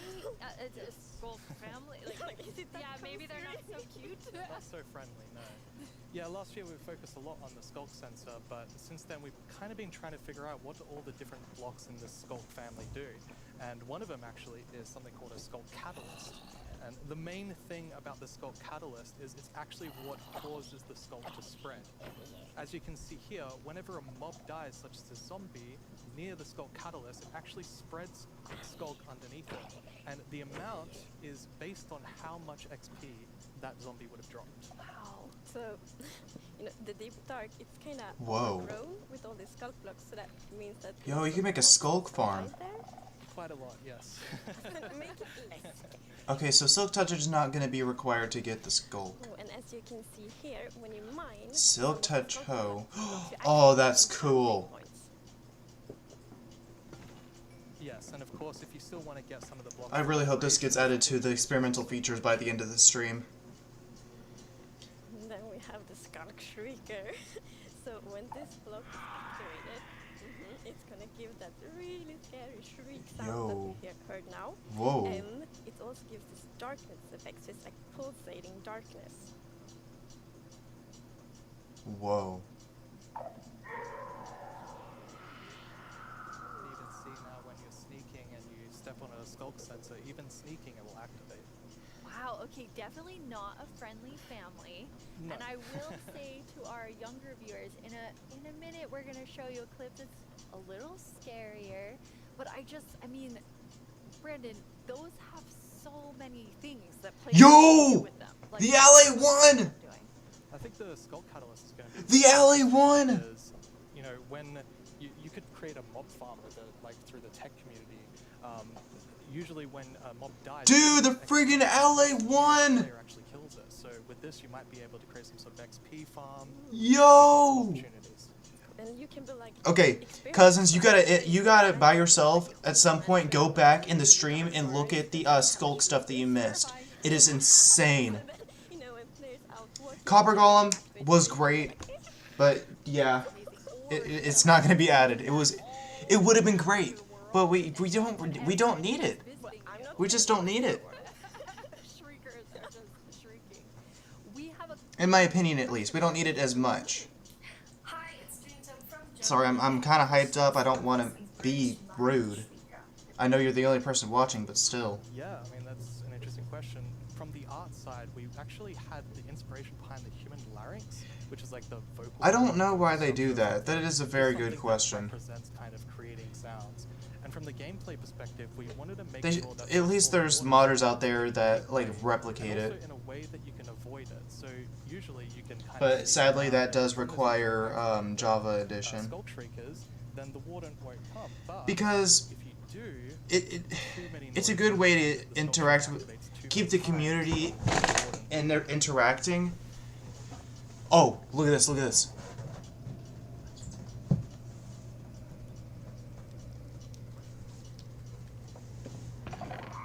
It's a good way to keep the community interacting. Or maybe it's just for controversy. I'm not sure why they don't just add all three. I'm not 100% sure.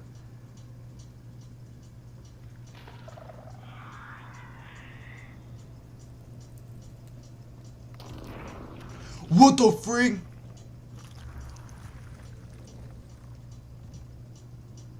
Whoa.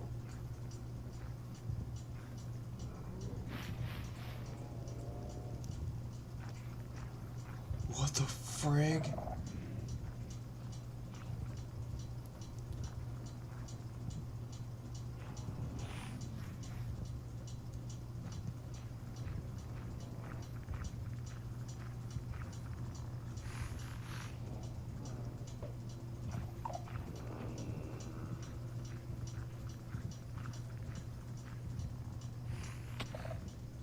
Oh no.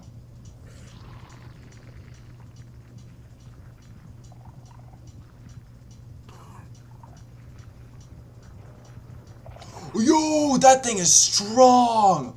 Holy Jesus! Kind of back to thinking that Skulk family is very adorable and sweet. That is not adorable, that is terrifying!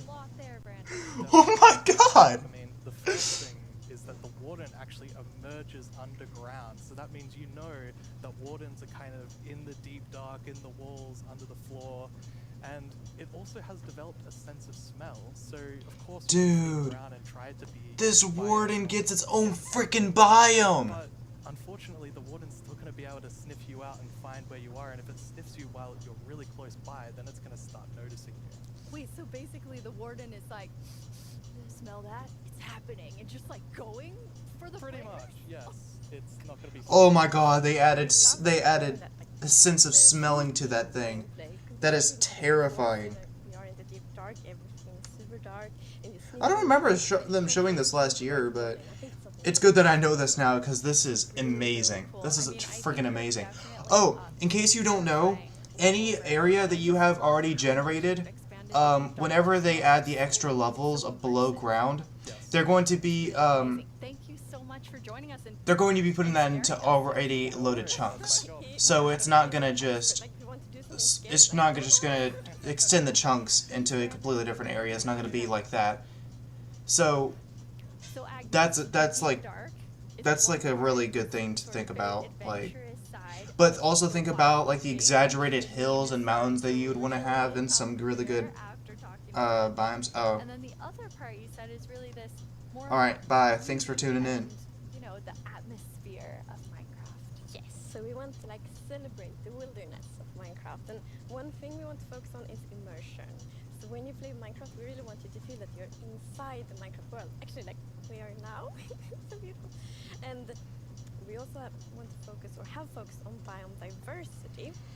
So we want to find like unique identity for different biomes. For example, the birch forest, as you can see in this beautiful concept art.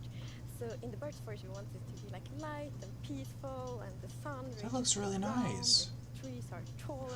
Oh, even fungus on the side of the trees. Really beautiful. It looks very Swedish in the birch forest. That's true. That's actually a very Swedish forest.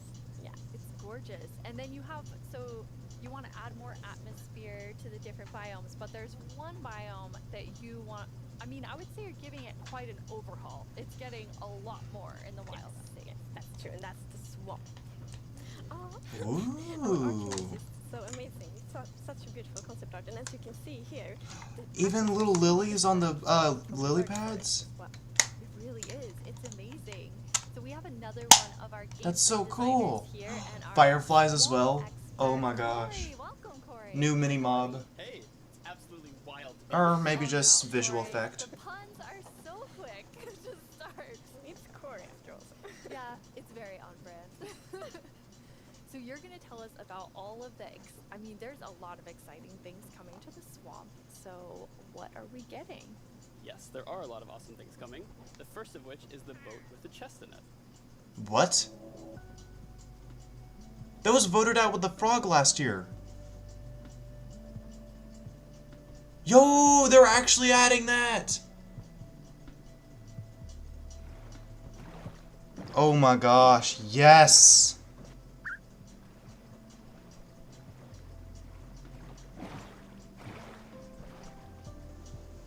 That is great news. And relaxing.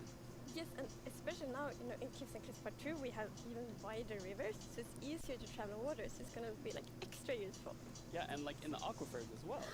Yes, so like when you go rafting in the caves, you can like put your diamonds in the chest in your boat. Oh, it's really amazing. And you've been working on what I think now will be my favorite tree in Minecraft. Yes, we are adding the mangrove tree to Minecraft. What? So as you Man, can see here, what? This is a propagule, and propagules grow from mangrove trees. They're actually like ready to grow mini mangroves growing from the mangrove. Oh my gosh. Entirely new wood! It has vines hanging down from the leaves. The propagules actually grow. Oh, is that kind of tree? It's like those trees with the friggin' thick roots coming out the side of it and then dipping into the water. Or mud. Okay, so in real life, the propagules grow, like I said, from the mangrove tree, and then when they fall into the water, or like let's say they fall into water, they can float for up to a year before they plant themselves in the like water, underneath the water or on land, wherever they happen to land. And mangrove trees themselves are actually amazing for like local ecosystems, fighting climate change, for local communities. They're just super trees, and I'm really, really excited that we're adding them to Minecraft. That's awesome. And this is the first sapling that you can plant underwater. Yeah, you can plant it underwater and on land as well. That's so cool. When you first showed me the mangroves and you talked about your favorite thing, the propagules, I actually remember playing in mangroves in Florida, and we would use them to like write in the sand because they're super cool. So seeing them in Minecraft is just so exciting. And of course, where there's a new tree, there must be a new wood type. Yes, the mangroves do come with a new wood type. And like always when we add a new tree, we are so happy, like we get so many questions from the community, like, will there be a new wood type? Oh, so it's like a more diluted acacia. And look at it, I think it's really pretty. And you also don't see like all the blocks here. It's gonna be like a full set for the wood types. It's gonna be like doors and trapdoors and so on. Alright. Gorgeous. I love it. So more diluted acacia. I'm so excited about mangroves, but I just need to mention another thing. Because we decided to go with like really big roots, and I think that was so cool. And we actually prototyped quite a lot back and forth, and it was a bit tricky to decide how the root should look like, as you see in this picture here. But now I'm so happy that we went with the like multi-block roots, because for example, when you like go with a boat, and then you can go under the mangroves, and I think that adds such a nice feeling to it. Yeah, like in this picture. Oh my It's really gosh. nice atmosphere. That's beautiful. I really agree, and like when I was testing, I really loved that feeling of like being underneath it, being like this huge feeling, and I wanted more. I wanted to be surrounded by mangroves. So I was like, why don't I just make a mangrove swamp biome where I'm completely surrounded by them? So as you can see in this video, walking around, you're just completely surrounded. What is by that block mangrove he's swamp. standing It's just on? Mangroves as far as the eye can see, just like in real life. And you have all the mangroves propped up on their roots, growing in the water, so you can take your boat. My quality isn't even that low. What is that? Is that like a mud block? It's so beautiful. Oh, and I mean during sunset. There's stuff coming from those trees too. There's like spores. The day-night cycle, just to watch the sunset in the mangrove swamp. It's super beautiful. That's absolutely What is gorgeous. that? I noticed that that was not dirt. Good eye, Lydia. That was wet dirt, otherwise known as. Oh, wet dirt. Oh, mud. Amazing. So you've actually That was a added good. mud That was a to fair something prediction. Really cool. Yeah, so we're adding really cool renewability mechanics.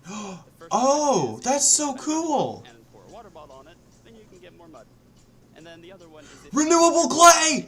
Yes! the dripstone, it will Yes! drip the water out Finally! dried out, which turns into Oh my god, yes! Like I always need Renewable clay, I love that so much. Mason isn't going to be super happy with you there. That's actually true. I have this one mason, that's diamond tier mason in my village, and I always trade with them.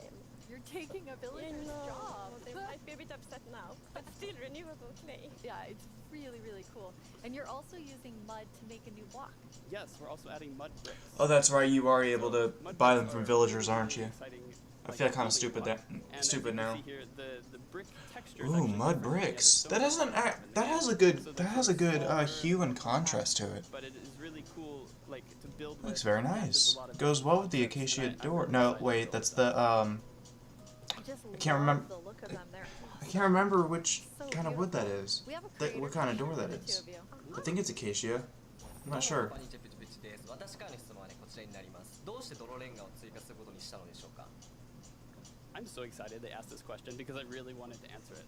So the main reason that I wanted to add mud bricks to the game is that I really wanted people to feel like they're, okay, all around the world, there are houses built out of mud bricks. So many people around the world have houses, buildings using mud bricks. And I really wanted people who are playing Minecraft to feel like they could build their home and feel like they're at home in Minecraft. So I'm really glad we got to add them for that. Amazing. Yes, I mean, it's so important for us that like everyone feels equally welcome when playing Minecraft. Oh, that is absolutely amazing. Now, so we have like amazing new trees. We have mud everywhere.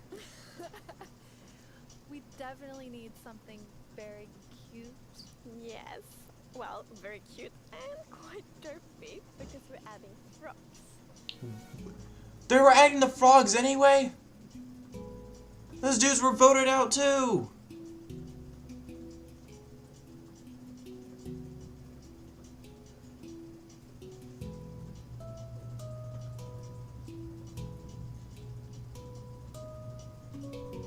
Frog in a bucket. We need it. Frog in a bucket. We need frog in a bucket. They are cute and derpy. That's the perfect description of them. The croaking is amazing. And did you see the one that jumped like backwards? One fell in the water. Silly frogs. And they do love to jump around, and especially on lily pads, and actually also on big drip leaves, because I mean the big drip leaves kind of look like lily pads. But the funny thing with that is then when they jump on top of the big drip leaves, it's gonna tilt and then they fall down. One of them did. It just maybe it's a like frog slide. No. And you're adding another little tiny creature to this update. Yes, the fireflies. I called it. I called it. I called it. I saw it in the concept art. I called it. Making it feel just nice and cozy at night, but really, my favorite part of them is just making. Please tell me we're gonna be able to put them in a bottle. Like there's life going on all around you, and Oh yeah, also they're frog food. Yeah, forgot to mention that. They're frog food. Or fireflies. Yeah, but look how happy that frog is. Please tell me we'll be able to put them in a bottle. You can both enjoy them in the atmosphere and the frogs get to eat, so that's, you know. Or maybe make an empty lantern and put them in a We're lantern. calling them fireflies, but Corey, is that what you called them growing up? Actually, no, we called them lightning bugs. I did too. And in Swedish, it's eldflugor, and that's actually literally translates to fireflies. Okay. It's very interesting. It became like a lot of people talking about what you called it growing up, but we're really excited to have fireflies or lightning bugs in the game. I want to know more about baby frogs. Yes, so all baby mobs in Minecraft are just like tiny versions of the grown-ups, but with frogs we're actually adding tadpoles. Yes! Oh my gosh, yes! Tadpole in a bucket? Once again, you deliver on the promise of cute and derpy with the tadpoles. We do. Yes. Tadpole in a bucket? Yes, and that's actually extra helpful for the tadpoles because Oh my god! I'm too good at this! variants, and when a tadpole grows up, it will pick a variant depending on the temperature in the biome it grows up in. So for example, if it grows up in a really cold place, it's gonna turn into a snowy frog. Yeah, as you can see. What? Here. So the frogs have kind of like two main systems. Oh my One is gosh. the tadpole system, and the other one is the cold-blooded system. So frogs are like the first cold-blooded animal in Minecraft. And in real life, there actually are frog variants that pick a color depending on, or they adapt their color depending on temperature. And we wanted to have that in Minecraft. We wanted to Minecraftify it. So therefore, the tadpole's going to pick a variant instead, depending on the temperature. Oh So my cool. And there are gosh. 3 variants. Yes, it's going to be 3 Okay, variants. so we've seen 2. What's the third one? The third one is the tropical frog. Tropical So let's say frog? you were venturing out into the desert or the jungle, and you take your tadpole with you, and if it grows up, Oh my gosh, it's a white frog. tropical frog. It's like an albino What I really frog. love about the tropical frogs is how just relaxed they look, and they like blending into the sand almost. They're just so relaxed, just chilling there. Yeah. And I think there was a reason that they were Yes, colored that way. there is a reason they are white. So, I was reading a lot about frogs. Oh my gosh, there's gonna be a predator. Super fun because we can be really geeky. And then I learned about the real-life frog that's called gray foam-nest tree frog and lives, for example, in Angola, Botswana, and Kenya. And that frog can actually turn almost white to avoid overheating. So that's like the Oh. inspiration for the tropical frog. Okay, never mind. I thought there was gonna be a predator for it. So you have these different color variations, but you also have something else special about the frogs. Yes. So each frog variant is going to have something unique that will be useful for the players. But we actually don't even know what that is yet because we are working on the frogs right now. That is so cool. So Corey, which frog is your favorite? Oh, it's gotta be the snowy frog. It looks so cozy. Ooh, I'm tropical frog. I'm very interested to see which one the community loves the most. I love them all of them. Yeah, exactly. Thank you so much for joining us, Corey, and taking us into a deep dive of all really cool swamp things. Yeah, happy to be here. Thank you, Corey. Thank you, Of course, Corey. I'm just gonna hop on out of here. Bye, Corey. So many puns. I like that. This is quite an awesome update, and I mean, I really see the name for the Wild update. You get a bit of everything in it. Yes, and I love the contrast. Yeah, as you can see in this. What the frig is that statue to the I right? really like that beautiful nature and the super terrifying deep dark. and- Oh, that's the warden's lair. Absolutely amazing. Well, we're getting close to the end of the show, and as always, the time has flown by, and a lot has happened during this show. So let's look back at some of the biggest announcements, and then we will reveal the winning mob. Oh my gosh.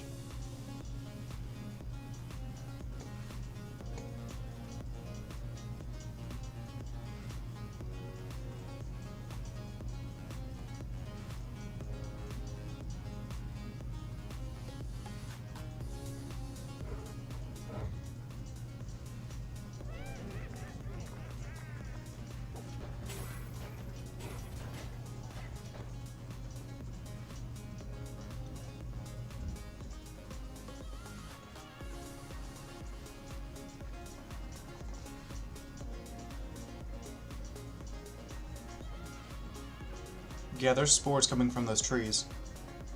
I wonder if we'll be able to attain those. That'd be kind of cool for like a underground sanctuary. And then the mud block. Oh my god, yes. Deep dark. Show us the warden. Show us the warden. Show us the warden. New sculpt blocks. Oh, that's how we make sculk sensors.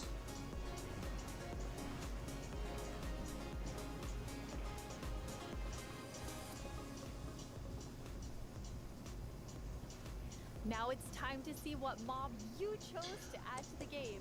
Okay. Do you have the results? Yes, I have them right here. Oh my gosh.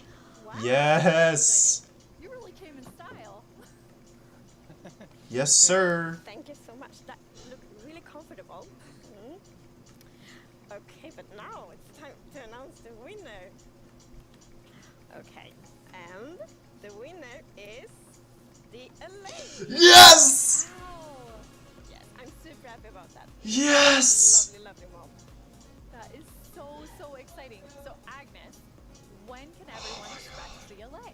So the LA will be included in the Wild update, and it's gonna be released next year. Next year, the Wild Next year. Okay. I can't wait. I can't complain. Thank you all I can't complain. for joining us. Minecraft wouldn't be what it is today without all of you from all of us at Mojang Studios. Thank you so much.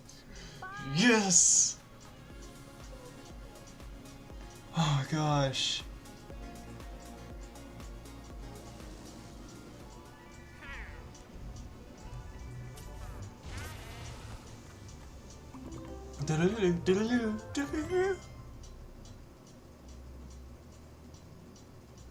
Okay. That was great. Oh my god.